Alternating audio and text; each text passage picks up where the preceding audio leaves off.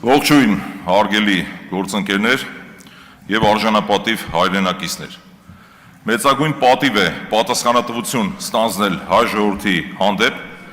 եւ այդ պատասխանատվության գիտակցումով մենք գտնվում ենք այստեղ։ Առանձնահատուկ շնորհակալություն եմ ցանկանում հայտնել բազմահազար մեր այն ընկերներին, հայրենակիցներին, ովքեր իրենց վստահության քվեն տվել են մեզ հունիսի 7-ին։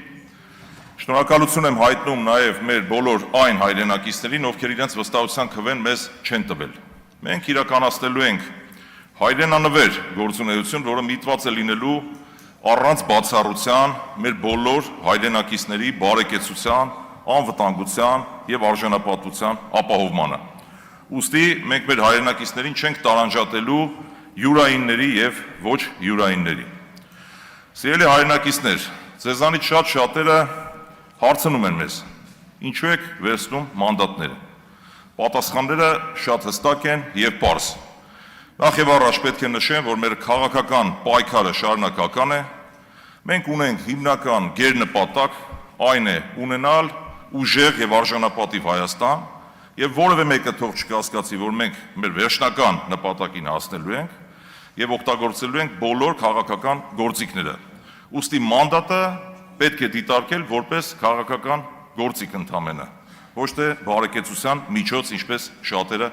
կարծում են։ Մենք վերցրել ենք մանդատները, որ հայ մնանք, պայքարենք հանուն մեր ազգային արժեքների, պաշտպանենք մեր արժանապատվությունը, մեր ինքնությունը եւ վերջապես մեր հայ առաքելական Սուրբ եկեղեցին։ Մենք վերցրել ենք մանդատները, որ Բաքվի եւ Հայաստանի բանտերում ապօրինաբար գտնվող մեր քաղբանտարկյալների վերաբերյալ փորձենք լուծումներ գտնել։ Մենք վերցրել ենք մանդատները, որ ստի եւ կեղծիքի դեմ պայքարենք։ Եվ անընդհատ խոսվում է, որ եղել են իբրև թե ընտրակաշառքներ, այնինչ չեն խոսում, որ գիշերը ժամը 2-ին դադարեցվել են ընտրությունները, փոշիացվել են շուրջ 60,000 մեր ընտրողների ձայներ եւ նույն տրամաբանության մեջ նախընտրական փուլում, որը ոչ այլ ինչ է, քան նույն ընտրախախտում կոչվածը, իրականացվել է ագրեսիվ քարոզարշավ։ Եվ ես որպես բանական մարդ երբեք չէի պատկերացնի, որ մեր հայրենիքում կլինի գեթ մեկ մարդ, ով կհավատա, որ ընդդիմության հաղթանակի պարագայում իրենք գնալու են Դոնբաս կռվելու։ Եվ քանի որ մարդիկ գտնվել են մոլորության մեջ, ես վստահ եմ, որ նրանցից շատերը կայացրել են սխալ որոշում, չունենալով այլընտրանքային ինֆորմացիայի աղբյուր, դիտելով հանրային հեռուստաընկերություն եւ տրվելով այդ ագրեսիվ եւ կեղծ քարոզին։ Ուստի նաեւ դա մեր հիմնական նպատակներից մեկն է։ Սիրելի հայրենակիցներ, մենք բերելու ենք նոր քաղաքական մշակույթ։ Մասնավորապես, մեր քաղաքական գործունեությունից սկսած առ այսօր մենք գերազանցապես կամ հիմնականում խոսել ենք հիմնականում մեր անելիքների մասին, թե ինչ ենք մենք անելու, այլ ոչ թե ընդդիմախոսներին սևացնելով, սև PR տանելով, մենք մեր վարկանիշը փորձենք բարձրացնել։ Այդ նոր քաղաքական մշակույթի մեջ է մտնում նաև այն, որ ընտրություններից ընդամենը օրեր անց մենք գետնի վրա գործով ենք ապացուցել այդ ամենը, գտնվելով այն բնակավայրերում, որտեղ հիմնականում ունեցել ենք վստահության բարձր քվե, գույքագրել ենք մեր հայրենակիցներին հուզող խնդիրները եւ օպերատիվ արագությամբ, այսպես գերօպերատիվ կերպով ընդամենը օրեր անց այդ խնդիրների շատերը լուծում են գտել։ Ես մեր հայրենակիցներին կոչ եմ անում հավատը եւ հույսը չկորցնել։ Մենք շարունակելու ենք իրենց կողքի մնալ, մենք ունենալու ենք հզոր տնտեսություն, ունենալու ենք ուժեղ Հայաստան։ Սիրելի հայրենակիցներ, հաշվի առնելով այսօրվա օրակարգը, պետք է որ իմ հարցերը հիմնականում ուղղված լինեին ազգային ժողովի խոսնակի տեխնացուին։ Բայց ցանկանում եմ անկեղծ գտնվել, անկախ նրանից ինչ հարցեր կբարձրացվեն,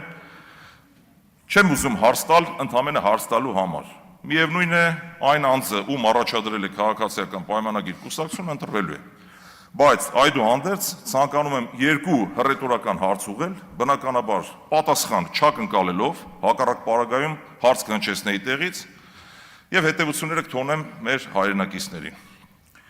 Նախընտրական փուլում, ինչպես ես արդեն նշեցի, այդ ագրեսիվ կեղծ ինֆորմացիայի տարածմանը զուգահեռ,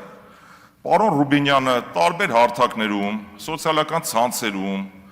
տեսահոլովակների միջոցով իր հանրային ելույթներում պարբերաբար օգտագործել է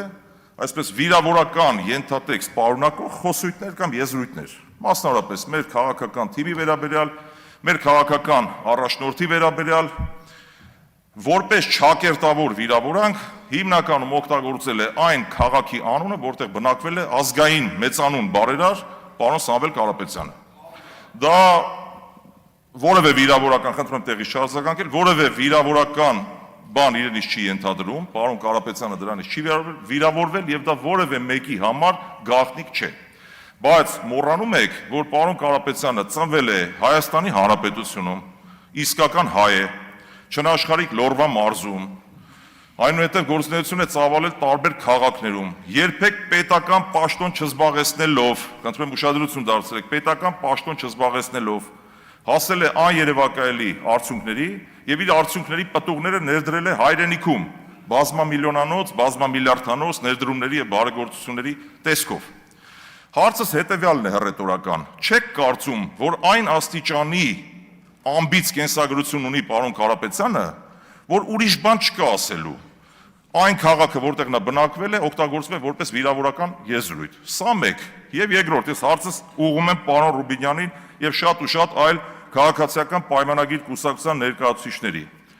Դուք հասկանում եք արդյոք, հարցը շատ լուրջ եմ իդեպ հնչեցնում պարոն Ռուբինյանի ասած բարեկիր ձևով, թե ինչ է նշանակում օլիգարխ։ Օլիգարխ բառի իմաստը հասկանում եք թե ոչ։ Եթե ոչ, բացատրեմ շատ մատչելի կերպով։ Օլիգարխը այն անձն է, ով տիրապետելով մեծ ֆինանսական կապիտալի ազդեցություն ունի պետական համակարգի վրա։ Հարցս հետևյալն է, պարոն Ռուբինյան, դուք կարող եք ապացուցել արդյոք, որ պարոն Կարապետյանը ազդեցություն ունի պետական համակարգի վրա։ Նաև հաշվի առնելով այն հանգամանքը, որ ազգային ժողովի խոսնակի թեկնածուն պետք է ունենա որոշակի հատկանիշներ, այն է գնահատի իր խոսքի արժեքը, լինի բազմակողմանի զարգացած, ունենա հավասարակշռելու ունակություն։ Արդյոք եթե դուք չկարողանաք ապացուցել, որ պարոն Կարապետյանը չունի ազդեցություն պետական համակարգի վրա եւ դա այդպես էլ կա, ներողություն խնդրել եւ ասել, որ դուք լավ չեք հասկացել օրինակ օլիգարխ բառի իմաստը։ Ես պատասխան չեմ ակնկալում, բոլոր հետևությունները թողնում եմ մեր հայրենակիցներին։ Շնորհակալություն ուշադրության համար։